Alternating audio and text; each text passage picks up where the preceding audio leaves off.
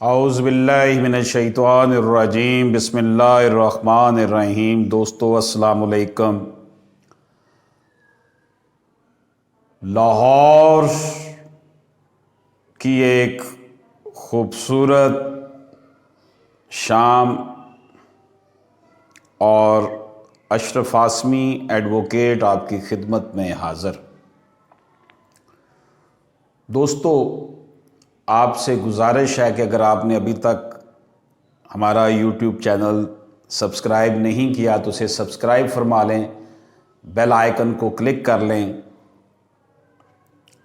दोस्तों,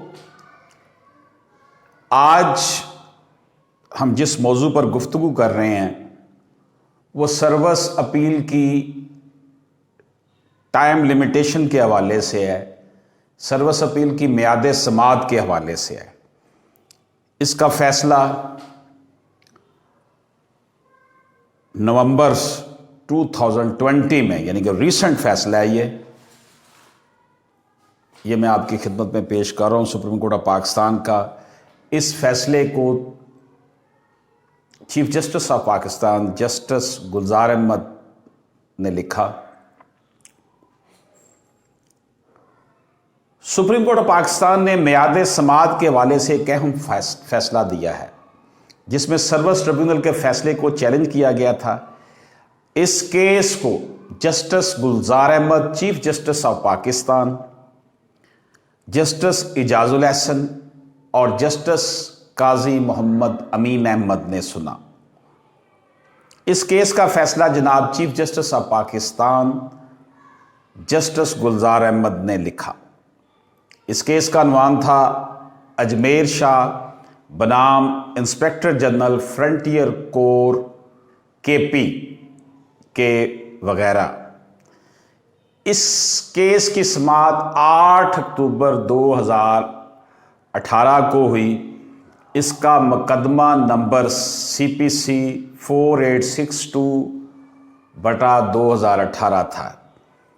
इस मुकदमे के हकायक कुछ इस तरह से हैं कि पटिशनर जो है अजमेर शाह वो बाजोड़ स्काउट्स फ्रंटियर कोर में सिपाही था और उसने अज खुद ही नौकरी छोड़ दी।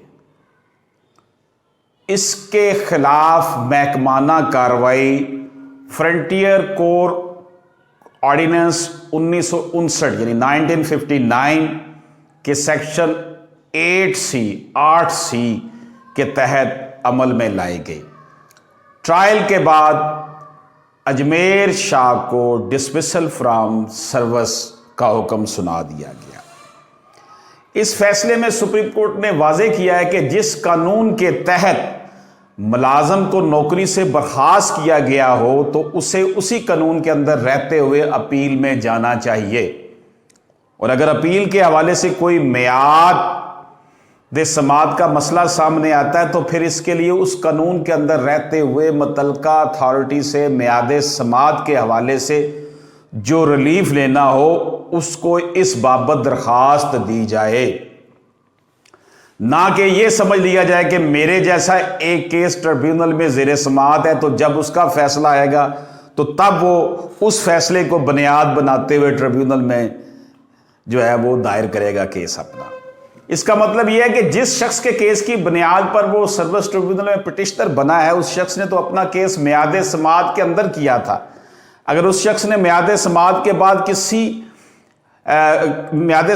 बाद केस किसी और केस को बुनियाद बनाकर दायर किया है तो फिर भी इसे ज़ायदुल मियाद होने की बिना पर मुतल्लिका अथॉरिटी से दरख्वास्त करना चाहिए थी कि उसे केस दायर करने की इजाज़त दी जाए। गोया जिस मुकदमे की बाबत इस मजमून में बात की जा रही है उस केस में ज़ायदुल मियाद होना भी साबित होता है, और अपने ही महकमे के शख्स का जो हवाला दिया गया वो शख्स तो बर वक्त केस दायर कर चुका था।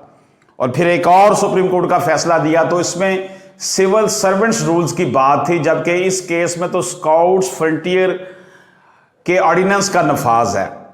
फिर सर्विस ट्रिब्यूनल की जानब से जब केस को खारिज किया गया तो इसे मेरिट की बुनियाद पर किया गया, इसलिए यहां भी ये उज़र लिया गया कि सर्विस ट्रिब्यूनल ने ज़ायदुल मियाद के हवाले से कोई फैसला ना दिया है और ट्रिब्यूनल ने इम्प्लाइडली अपना मौकफ दे दिया है।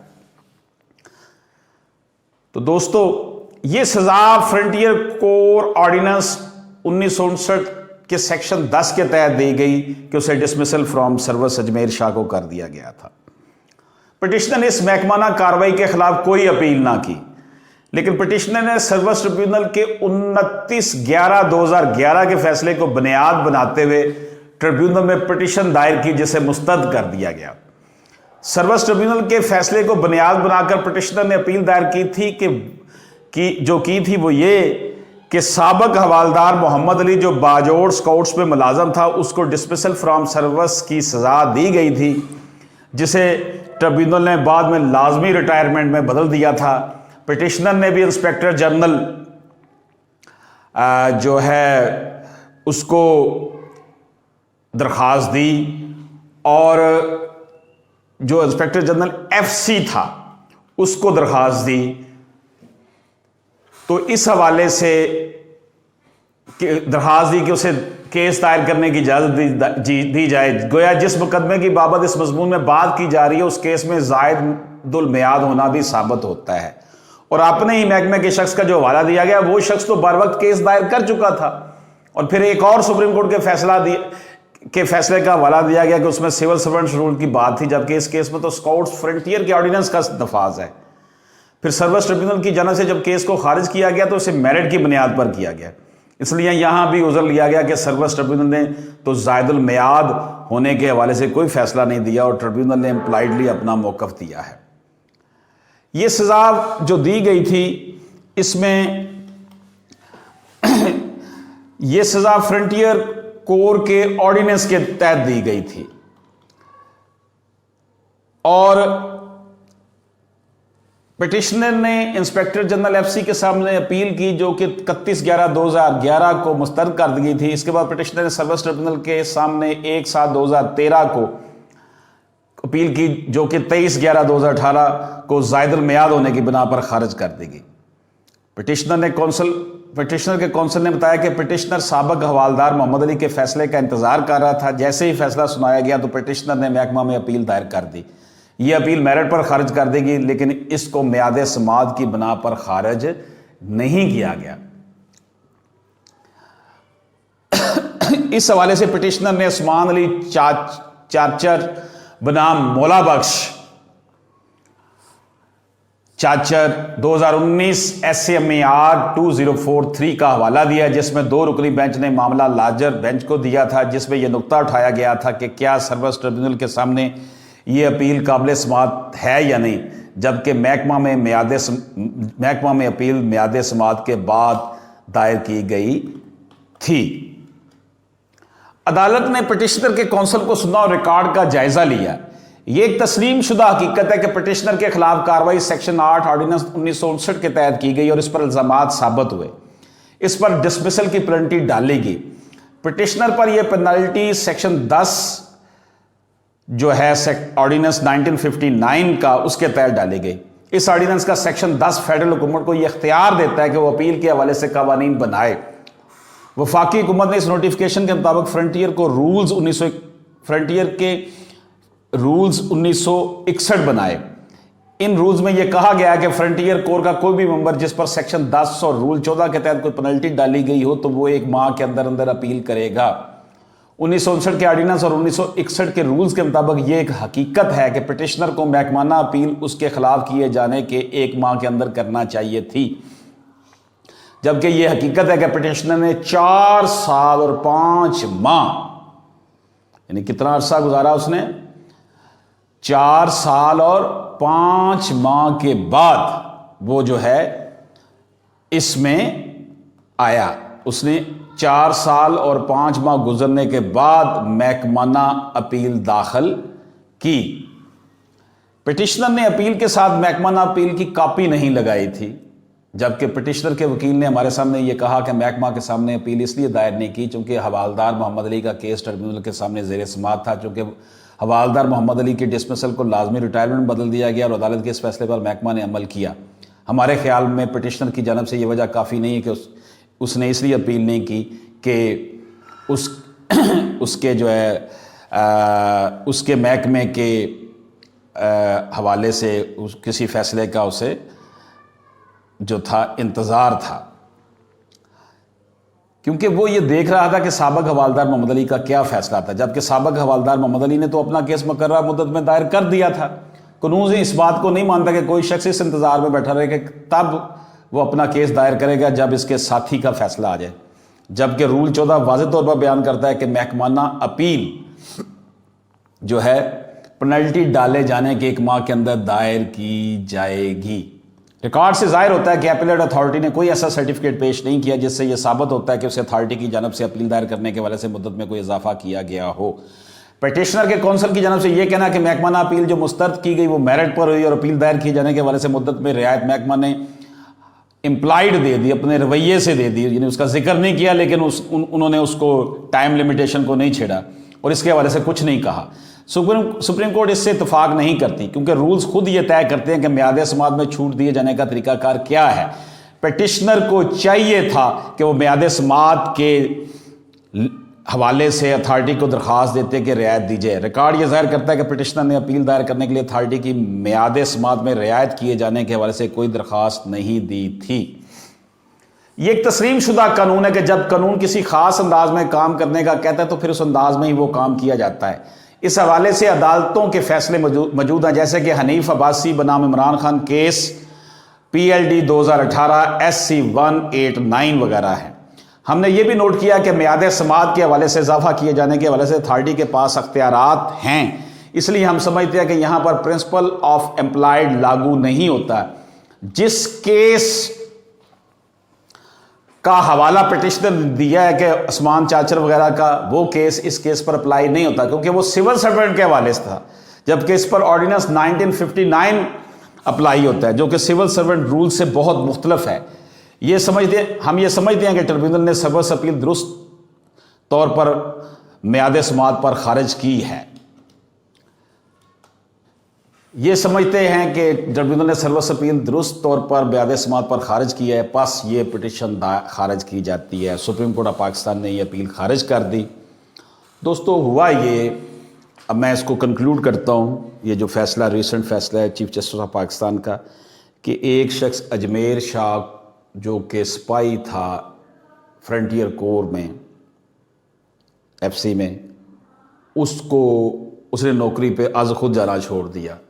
बाद में उसके खिलाफ कार्रवाई हुई, महकमाना कार्रवाई जो थी वो ऑर्डिनेंस 1959 के सेक्शन 8 के तहत हुई और उसको डिसमिसल फ्रॉम सर्विस का परवाना थमा दिया गया। तो ये भाई साहब जो अजमेर शाह साहब थे, ये अपील में महकमे के पास गए ही नहीं। जब ये ट्रिब्यूनल में गए तो ट्रिब्यूनल ने इनको फ़ारिग कर दिया, यानी कि खारिज कर दी। तो ये फिर सुप्रीम कोर्ट में आ गए, क्योंकि सर्विस ट्रिब्यूनल के बाद आपके पास फ़ौरन फिर सुप्रीम कोर्ट ही रह जाता है, हाई कोर्ट में नहीं जा सकते। सुप्रीम कोर्ट में आए तो उन्होंने कहा, उस पिटिशनर के कौंसिल ने कहा, जी देखें ट्रिब्यूनल ने तो म्याद समाअत का मामला उठाया ही नहीं है, आप क्यों उठा रहे हैं। और फिर उसने चाचर के फैसले का जिक्र किया।